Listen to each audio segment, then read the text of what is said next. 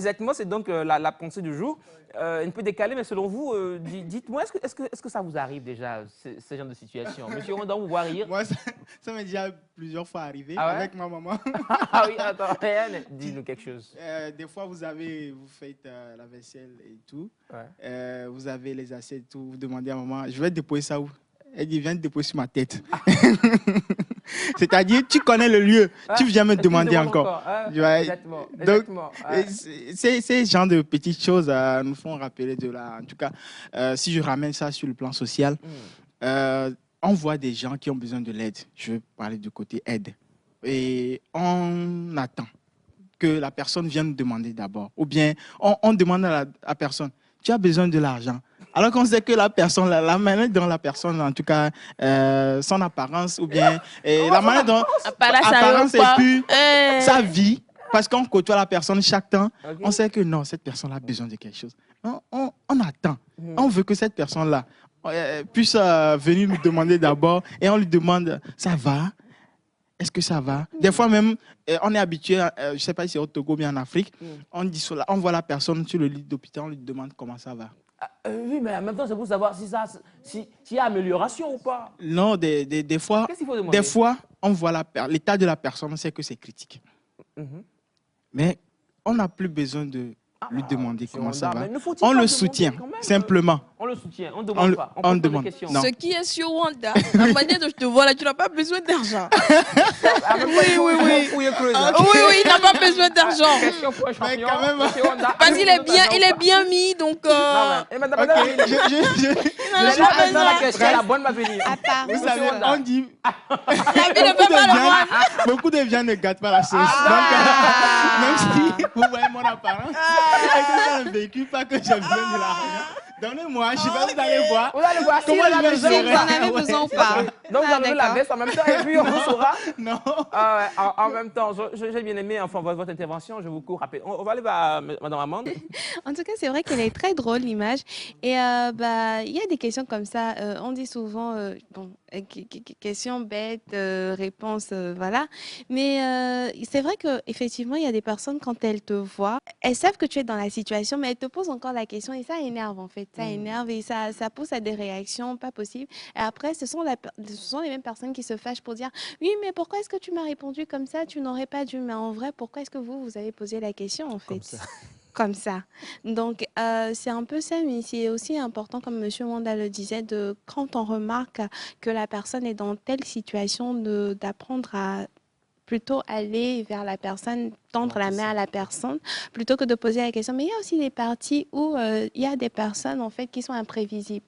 Tu ne sais pas si en allant vers elles, c'est vraiment ce dont elles ont besoin ou pas.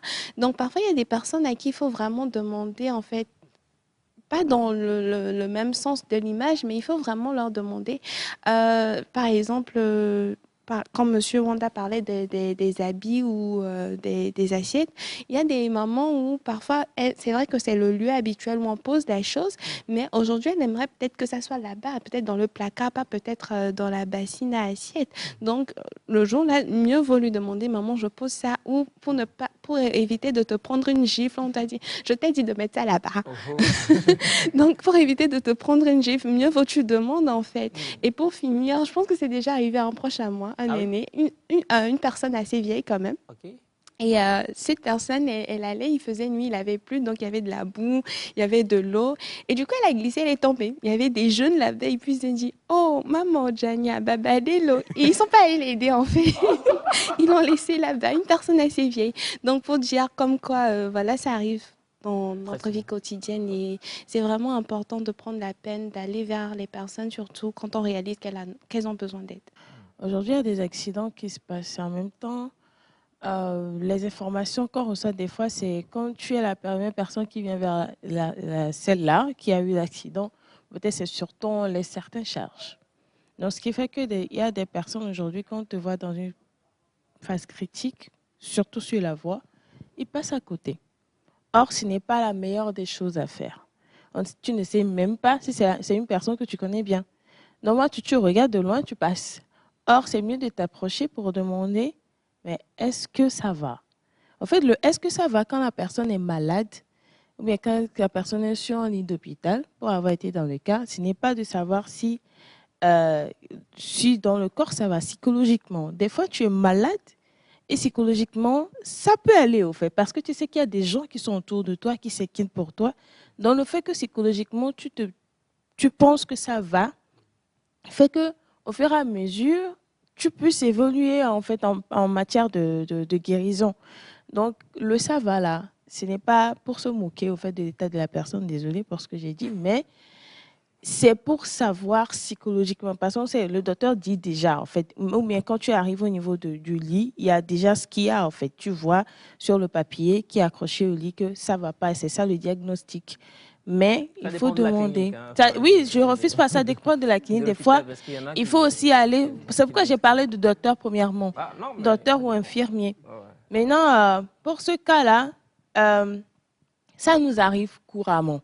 C'est un truc qui arrive tout le temps avec nos professeurs, avec nos mamans. En fait, dans la société, ça arrive. Même au boulot, quand ton patron te dit quelque chose, de faire quelque chose, si tu sais que pertinemment c'est ce qu'il voudrait, mais tu redemandes, au fait, parce que tu ne sais pas si la personne a un deuxième avis sur la chose.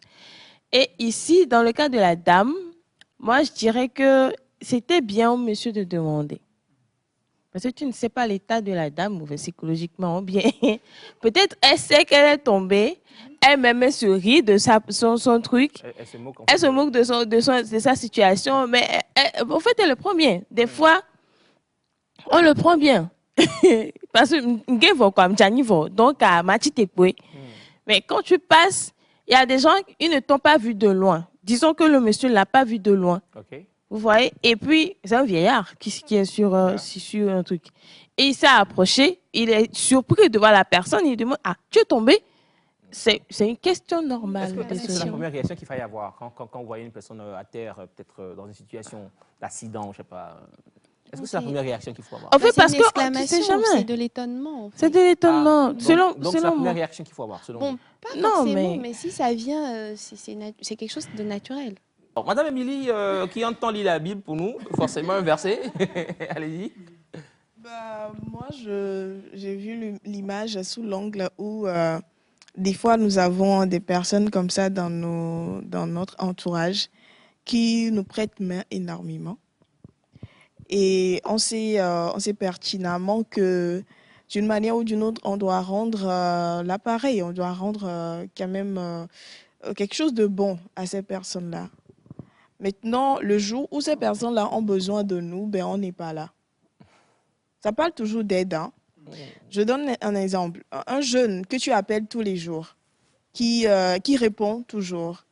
Et tu sais que dans la vie de ce jeune-là, il y a aussi quelque chose que toi aussi tu peux faire pour rendre l'appareil à ce jeune-là. On ne parle pas forcément d'une somme d'argent que tu vas donner pour rembourser toutes les aides qu'il a eu à faire, mais tu as un contact. Tu as un numéro, tu peux faire quelque chose en fait dans la vie de ce jeune-là pour que il soit aussi content d'être en bon terme avec toi. Mais des fois, on attend toujours, hein. Oui. On attend toujours que la situation se présente. On attend que la personne soit dans un cas dérisoire avant de se prêter à l'exercice de l'aide. Donc, en tout cas, comme moi j'ai vu l'image, c'est ce à quoi j'ai pensé. Maintenant, par rapport à la dame qui répond, c'est une réponse qui dit que je n'ai pas besoin d'aide. Hein. Parce que moi, j'ai compris, en fait. Je n'ai Est-ce pas qu'elle n'est pas besoin d'aide. dépitée un peu, peut-être Bon, une réponse déçue? qui dit que je n'ai pas besoin d'aide, mais aussi une réponse qui dit, bah, si tu veux m'aider, aide-moi. Viens m'aider, aide-moi. Tu n'as pas besoin de me poser, Aide-moi, parce que- de me poser la question. Donc, essayons aussi de voir aussi nos manières de poser les situations des fois. Cette question pouvait être posée autrement. Madame, je peux vous aider, peut-être, ou bien est-ce que je peux faire quelque chose pour vous? Voilà, ou bien j'arrive, je veux bien vous aider. Voilà, soit on a le vélo hein, de la dame qui est par terre. Exactement. Vous voyez? Donc, est-ce que je peux vous aider avec votre vélo? Voilà, c'est la tournure de la question qui n'a pas été bien choisie. Donc, nous-mêmes, dans nos vies quotidiennes, essayons de voir certaines phrases que nous utilisons. Genre, tu vois quelqu'un prendre l'escalier et puis tu demandes à la personne, est-ce que tu montes? Voilà, est-ce que tu montes? Ou encore quelqu'un qui est en train de dormir ou bien qui est sur le point de se retrouver dans les bras de Morphée et tu demandes à la personne, tu dors? Hein? Tu dors? Maintenant, si on te répond d'une manière, tu es fâché. Donc, en tout cas, ça nous appelle aussi à réfléchir un peu. Parce que des fois, je pense qu'on sort les phrases avant de se rendre compte que normalement, je ne devrais pas poser cette question. Et on se retrouve chez la bonne dame qui vend de la nourriture. Tu te demandes à ton ami, bon, mon ami, c'est comment? On vient faire quoi ici?